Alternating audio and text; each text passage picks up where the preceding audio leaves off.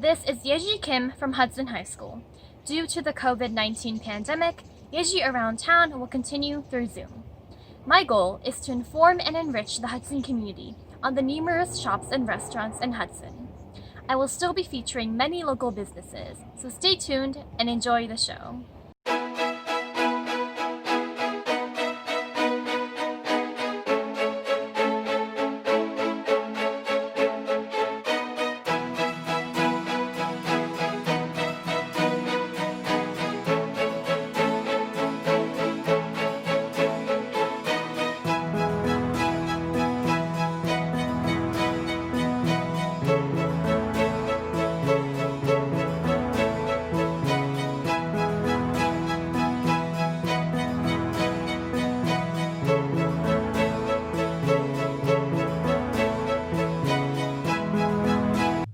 Hello everyone, today I'm going to introduce you to a shop located in downtown Hudson called Uncommon Art, which is a combined art studio, a gallery, and classroom workshop.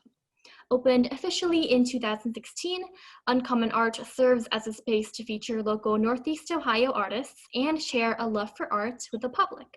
Before an interview with the owner, here is a brief overview of the shop. Let's take a look.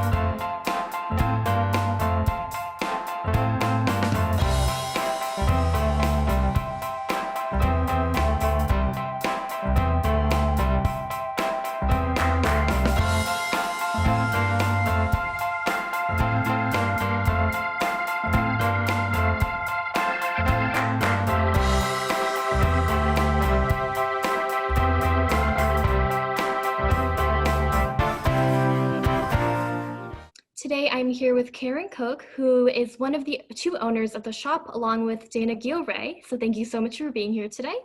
Thank you. Glad to be here. Could you introduce yourself and what type of art you primarily focus on? Sure. My name is Karen Coke. I am a mixed media artist, which means that I use a lot of different things when I'm making my artwork. So I use paint and paper. I love to use old papers like old maps and dictionary pages, old book pages. I used to love dictionaries and maps when I was a kid, but we really don't use them much anymore. So I feel like if I can take some of those discarded, less loved kinds of things and give them a second chance as artwork, that's kind of exciting for me. I also use things like stitching and buttons. I have buttons from my grandmother's button box, and I use those a lot of times. So a lot of times those kinds of pieces are in my artwork, things that have a sense of history or a nostalgia or fond memories for me. Yeah. So it tends to be mostly abstract, but I do things with sometimes representational subjects. Yeah, I like how you bring in pieces of your history and your childhood into your work as well. Thank you. How did you first get interested in art, and how have your interests in art changed over time? You know, it's one of those things that's been sort of lifelong. I mean, my earliest memories were of, having a pencil in my hand or crayons. When we were little kids, we weren't allowed in mom's kitchen at all. The only thing we could get into was one little drawer right down at the floor level, and it had, the cigar box full of crayons and construction paper and the little kitty scissors, and we could get in there and play with that at any time. And then rainy days, she had the big book of rainy day projects, and she pulled that out every time we got stuck inside. So, it started early, and I just loved it. I did major in art in college, art and English, both. And then I worked for art galleries for a couple of years after that until we hit a recession.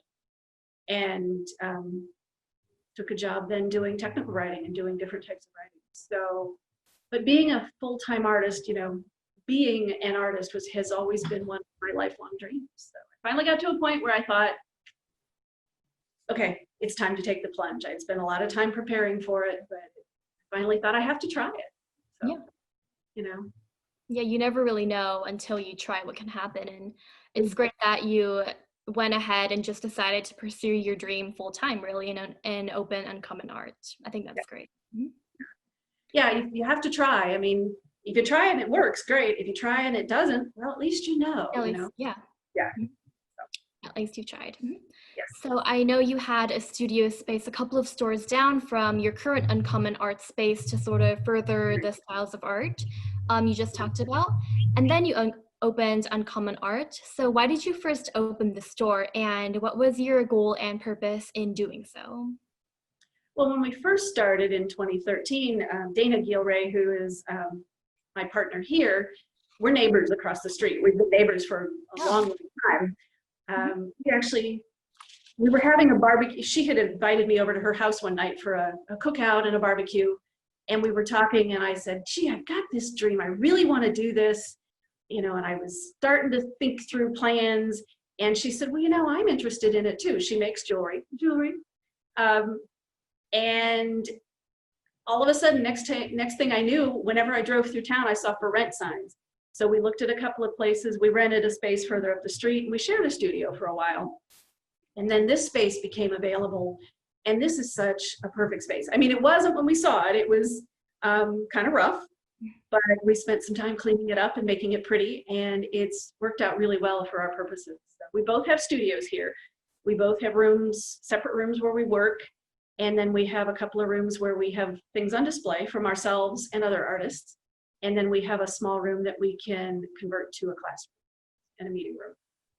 Yeah. So, And like Uncommon Art, all like small businesses, they all have their unique niches and purposes, but like you said, I think they all have one common purpose to share their passion and their dream with the community. And I think that's why small businesses are such an integral part of any community, no matter how big or small, because they're sharing the owner's like true dream with everyone else. yeah, they give flavor and character to a community. Mhm. Yeah. And one of the things we like here is that our studios are here, and we're here, pretty much every day, all day, working on things, and it allows people. But we're still open to the public now, so Mhm. people can come in and they can see what we're doing and see the Mhm. process. And I've always thought that was interesting, because if you walk into a gallery or a museum, typically you see all these things on the walls that are all spotless and shiny and framed. But how did that person get from an idea where they thought, I wonder, to that finished piece on the wall? And so people can come in and see all the messy steps. Well, all the steps that happen in between. Now, I'll be honest, Dana makes our jewelry, and her studio is always spotless. She is neat and tidy and organized. And me, because I do mixed media and collage, my studio is usually an explosion of paper and paint and color and paintbrushes. There's stuff everywhere, but Yeah. people can see that, so that's okay. It's kind of a different take on an art gallery. Yeah. And I think that just shows there's a bunch of truth to the saying, it's not always about the ending, it's about the process as well, because you can really see the process at Uncommon Art. Yeah, yeah. So is there a specific reason behind the name Uncommon Art? Yeah, when we moved in here, we actually came with a third artist. There's another artist in town named Shannon Casey. Many people know her. She had a studio over on 303 by Storage Zone for a long. She's had studios in different places, but she was over there. And we just like Shannon so much. We've all been friends for such a long time. And the space we're in now has 3 rooms with doors on them that we felt we could convert into studios. And we all do such different stuff. Shannon does figurative painting based on stories and mythology and local history. So a little different take than people who just do portraits. She also does, and I can grab one if you want to see it, she does these little paintings of the moon, and she puts faces in the moons with these really wonderful expressions, kind of man in the moon, kind of a woman in the moon kind of thing. And then she makes them glow in the dark. So they're absolutely charming. And, it's the expression, love you to the moon and back. And people love them for gifts. Yeah. She does very different things. And Dana does very different types of jewelry. She does a lot of chainmail style jewelry, and then things that are fine silver, But different than the type of jewelry you'd see if you walk into many other jewelry shops. And then with me doing collage and mixed media, using all kinds of different things, it was again different. So we wanted to convey that sense that it's, you know, not the same old, you know, that it's something different and something new. And then as we're bringing in artists as guest artists, we're looking for that sort of quality also. People who are trying new things or experimenting with materials or doing something that's just different and exciting. Mm-hmm. So. Yeah, and I think the name Uncommon Art also goes into the fact that you have a combined art studio, gallery, and a classroom, and that really makes it a unique space. Could you expand on the dynamic of having all those three different things inside one building? You know, it's actually very exciting because most of the time being an artist is really quite solitary. You know, you go to your studio, you work, and so it's really nice to have other people here to talk to. Partly to come up for air and, you know, just chat, but then also for moral support, you know, and to bounce ideas off of. We're both pretty famous for getting stuck on something and going, I just can't decide. Should it be A or B? You know, and we'll walk over to the other studio and say, which one do you think? I can't make up my mind. And, you know, kind of encourage each other and help each other along. And then there have been days, especially when Shannon was here and there were three of us were working and there's a class going on and there's people walking around and looking. That energy, that creative vibe is so exciting. You know, it's really nourishing as an artist, you know, to have that creativity just floating around in the air. Mm-hmm. Yeah, I can definitely see why, yeah. And to talk more about the art studio and gallery portion, I know you feature other Northeastern Ohio artists as well. So who are some of those other artists being featured at Uncommon Art? We at this point have 17 other artists. They're all from just real close by. You know, the farthest ones are Kirtland to Akron, pretty much. So they're not far away. We have ceramics from Element Studios. Now they had a gallery out in Peninsula for many, many years, and they closed the gallery, I think about a year and a half ago or so, and they've gone home and they're working at their home studio, but we have their ceramics, which we love. I've been a fan of theirs for years, and I have many of their pieces at home myself. We have Deborah Shapiro, who's also a collage artist, but she does very different work than what I do. She makes all of her artwork using magazine images. So she takes pictures from magazines and cuts them up into teeny tiny little pieces and then creates new imagery from them. They're really exciting. I'm standing next to, and I can give you pictures of these, some altered guitars from an artist from Stowe named Brian Backos. And he takes old guitars, does cutouts in the center of them, and then puts stained glass in them with lights behind them. So you can plug them in and turn them on. They're really cool. We have handmade notebooks from an artist out of Kent. Her business name is JC Marbling, and she marbles the papers for the cover and then hand stitches all the books together. So, and lots more. We have a couple of woodworking artists. One was a man from Bath, or is a man from Bath. He was an architect for his career, and so he does bowls and Christmas ornaments, and they all have a very architectural, very structural feel. And then the other man is an artist who uses live edge wood. So we have a checkerboard from him with the live edge around it, and the checkers are slices of walnuts. So you dye them the red and the black to go on the board. He did a set of nesting tables he brought into us recently, and they're like slices of a tree trunk. So they're all sort of organic shaped on the edges. And for the bases, he used gears from the old Chrysler plant in Twinsburg. I mean, just really interesting stuff, you know, textural and different. Yeah, all the artists are finding potential in something that, you know, otherwise just could have been thrown away, like an old guitar, you know, gears, trees, yeah. Yeah, exactly, you know. Mm-hmm. And there is such a wide variety of uncommon art. There's something for everyone, definitely. Yeah. And there's so many creative people here, just even here in Hudson, you know. Yeah. So to transition into talking about COVID-19, because numerous small businesses have had to adjust to the huge changes, How has COVID-19 affected your business in particular? Well, we were closed during the stay-at-home orders. We closed when in the middle of March, whatever that date was. And actually, we didn't quite know it was coming. We had closed maybe 3 or 4 days ahead of time because we wanted to do kind of a spring cleaning. We were going to clean the whole place, rearrange, freshen all the displays. So we closed for 3 or 4 days just to do that. And then the stay-at-home orders came down. So we were closed a little bit beforehand. And then we reopened again in the middle of May when it was allowed to do that. We opened originally with some reduced hours, and we're still on kind of reduced hours and days. But being closed for a couple of months was tough. But we are at this point building an online store, so we're taking photographs of everything and building an online store, and we can do virtual tours. So if somebody isn't comfortable coming in person, we're happy to do a tour on FaceTime or Zoom or any of those things. Yeah, I definitely don't think that those are super creative ways of how you guys have adjusted. And I know also because of the coronavirus, you have had to make some adjustments, especially with the classes you teach. So what were some of the workshop classes you offered before, and what are some of the classes you now teach online?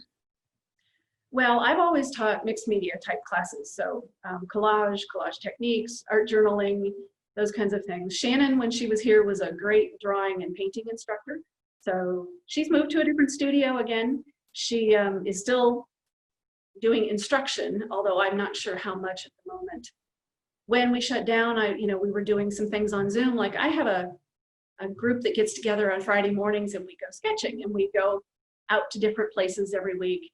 And of course, with the stay-at-home order, we did that on Zoom. So that was fun. We'd all dial into Zoom in the morning and chat for 15 minutes or so, and then we'd go off and sketch and come back and hold up our sketches to show everybody. So that was kind of fun. Yeah.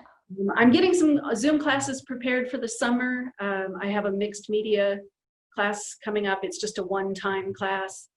I also teach a class on Etsy, on setting up an online shop using Etsy. And I'll be doing that one this summer. That's a good class because it talks about not just, more than just opening the shop. It talks about finding your target customers and branding and marketing and customer service, getting found in search. So it's a nice, well-rounded class. Yeah. And I think the reason for me these classes are so great is because art can be really intimidating. Like there's so many different types, so many different techniques and materials, but really all it takes is one step, just to take one step and take a class like this. And who knows, you might find an entire new hobby that you never knew about. Exactly. Yeah. Yep. And that's honestly why we like to have people see our studios and see things in progress, to realize a piece of art doesn't happen magically, right?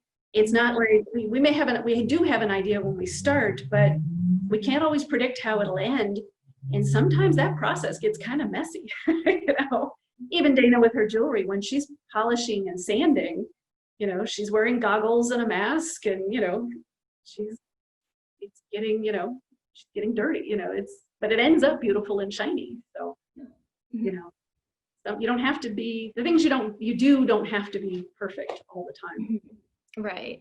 Yeah. What kind of safety precautions are currently in place at Uncommon Art? Well, we wear masks. We encourage people coming in to wear them. And then we clean every morning and every evening, and then we wipe down surfaces after each guest. Yeah, great. Yep. And the last question, which I think is one of the most important, what can viewers do right now to support these small businesses? Well, the obvious thing is come out and visit us. Hopefully you have some income to spend on something. If you don't, that's fine. Come out and visit us. Help us get the word out. Especially us, because we're on the second floor. We're upstairs from the building at the corner of North Main and Clinton. And the first floor business is Hudson Oriental Rugs. And we're up on the second floor. So we're a little hard to find. We have our own entrance and sign, but, and we don't mind being, Main Street's best kept secret, but it would help to get the word out, let the secret out just a little bit. And I think that's true for a lot of us small businesses is if you come into one of our places and you've had a good experience or you've seen something you haven't seen before, go home and tell your friends, you know, hey, I was just at this really cool place, or I had a great meal at one of the restaurants. Just wanted to let you know. Get it, word of mouth is the best form of advertising. Yeah, I definitely agree with that. And then social media, you know, we're all on Facebook and Instagram and that kind of thing. You know, an occasional like or a comment on a post goes a long way to helping us. Yeah, well, I think that is a great message, and that just about wraps up the interview. So thank you so much for doing this interview with me. It was really amazing to learn more about your business, and to learn even more right after this interview will be a short tour of the shop as well. So thank you so much for watching. This is Yeji Kim from Yeji Around Town and Karen Koch from Uncommon Art. I hope to see you next time.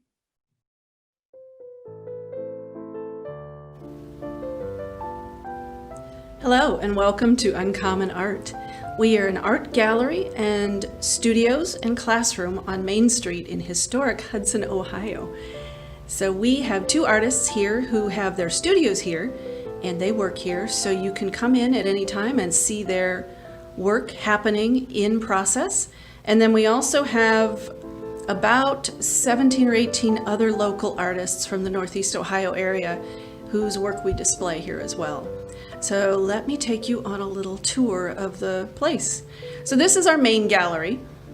So we have the whole top floor of this building, and it's divided up into a lot of different little rooms.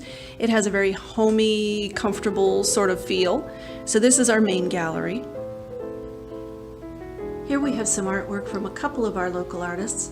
The painting at the top is actually a digital painting by Katie Scalmato. She has a fun, quirky sense of humor. The woodworking is by one of our two wood artists. This is George Rader. He has a beautiful architectural style to his work. The plate on the left is just beautifully carved, and then the two little boxes in the middle have lids that come off, and they're absolutely exquisite for storing jewelry or little small precious mementos. The paintings, the little birds, are by Dawn Gettig, an artist from Kirtland, Ohio. We have quite a bit of her work, and she's one of our long-standing popular artists. Here we have some jewelry by artist Dana Giel-Ray. She is one of the artists who has her studio here, and she works in both chainmail, which you can see in the bracelets on the little display there, which is just like the knights of old used to wear. It's all those interlocking rings, and she makes all those rings individually first before she weaves them together. And then she also works in fine silver, sometimes including gemstones or other stones. The goldfinch in the back is also by Dawn Gettig. That's another one of her paintings. The little lighthouse ornament is from George Rader, the same man who did the bowl I just showed you. And then Katie Scalmato, who did the painting in the last segment, did the jewelry. She does vintage inspired jewelry using vintage beads and buttons and pins. It's really interesting. As we head down the hallway, one of the first things you'll see are little tiny paintings on tea bags by Dawn Gettig. Yeah, these really are on tea bags. She drinks a lot of tea and then dries out the tea bag and empties it and paints these wonderful little faces and figures and stories on tea bags. They're mixed media. A lot of them still have the little string attached with the label on it from the tea bag, but we just love them. The characters are just absolutely precious. So as we enter the second gallery, this is a beautiful, well-lit space. We do try to choose artists who do things that are unusual, things that you don't typically find everywhere. The guitars on the back wall are an example of that. This is an artist by the name of Brian Beckos. He lives in Stowe, and he takes old guitars and then does cutouts in them and inserts stained glass pieces and light kits. So those are really beautiful sculptural elements on a wall, even when the lights are off, but when the lights are on, they're really spectacular. Over here, we have some artwork by artist Karen Koch, one of our other in-house artists, and hand-painted scarves. On this wall If you've been in, you know these little moons. These moons are by Shannon Casey. She's an artist here in Hudson also. She was one of the founding artists of Uncommon Art, although her studio is elsewhere now. But she takes little moons, paints little moons, and then paints these wonderful expressive faces on them. Then she coats them with a magic coating, and they glow in the dark. So, you know, it's kind of like the stars you used to put on your wall or your ceiling when you were a kid. You know, they're light activated, and once you've had them in the light for a little while and you turn them off and turn off the lights at night, the moons glow in the dark. They're absolutely wonderful and so charming. So if there's anybody who you love to the moon and back, those are such a great gift. Another artist we love is JC Marbling. These are hand-marbled, handmade notebooks. All the covers are made of marbled paper, hand-marbled paper that they do at their studio in Kent. And then they sew the books together with paper on the inside. They're gorgeous. The ceramics are by Element Studios. They used to have a gallery in Peninsula, back by the towpath, and they now work out of their home studio in Hinckley. And we absolutely love their ceramics. These are ginkgo inspired and garden inspired, and I love that they have the different colors on the insides of the mugs. Studios, and the two little ladybugs are glass pieces by Sharon Martin. Her studio name is Pain in the Glass. We have quite a few of her sun catchers and other little decorative elements. This is our third gallery space, and this is also the room that doubles as our classroom. So when we have classes and meetings in here, we move all the furniture out, like this display in the center, and set up tables and chairs for meetings. So you can see more artwork by Shannon Casey on the wall. The tables on the floor, the nesting tables are by John Patterson, the man who did the checkerboard. And then we have more things in the center from Element Studios and JC Marbling. The little treats on the bottom shelf, I'll give you a closer look in a second. Those are Crocheted Treats made by Colleen Schreiber. They're really, really wonderful. And another coat rack in the back by John. Here's a closer look at some of those crocheted treats. They're just charming. They're decorative. They could be pin cushions or something, but they're also just fun to have on display in a china cabinet or on a buffet. This wooden bowl is by George Rader. Books by JC Marbling and woodworking by George Rader. Here we have a few of the necklaces from Cindy H. Designs. They're enamel on metal with patterned designs on them. We have both earrings and necklaces from her. Really beautiful colors and nature-inspired patterns. We are also fortunate enough to have soap, handmade bars of soap and shaving soap made by Images in Bloom. They're a husband and wife couple from Cleveland. Really, really wonderful fragrances. Again, a lot of nature-inspired things. So you'll see soaps called Walk in the Woods, or there's some with pink Himalayan salt. There's an evergreen pine, lavender and lemon. We just love their bar soap. We've all used it for years and are glad that we can now offer them here. And then the shaving soaps are some I used to get from my dad, and he would love them. The shaving mugs are by Elements, and they're wonderful because they have a two-chambered design. It keeps the lather warm while you're using it. It's a very, very clever design. So now let's go take a look at Dana's studio. Quick stop before we get into her studio. This is a display of some of her jewelry. Bracelets, earrings, necklaces. And then her studio is just to the left.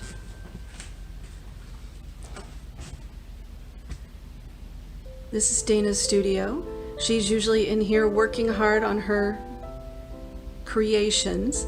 You can see all the tools in the back, the saw in the front. Her studio is very, very neat and tidy.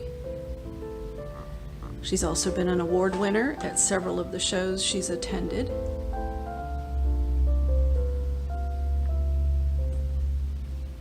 So before we go into Karen's studio, this is a photograph on canvas by Akron photographer Cheryl Osgood. She spent a lot of time in the Cuyahoga Valley National Park and the Summit Metro Parks, taking photographs through there. This is the train in the valley. And then on to Karen's studio. This is Karen's studio. She's hard at work at a collage project. Not quite as neat and tidy as Dana's.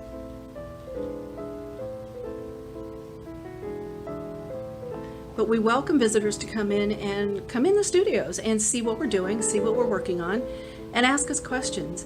It isn't often that you get to see an artist working and see what a piece of artwork looks like before it's created, before it's cleaned up and framed and hanging on a wall.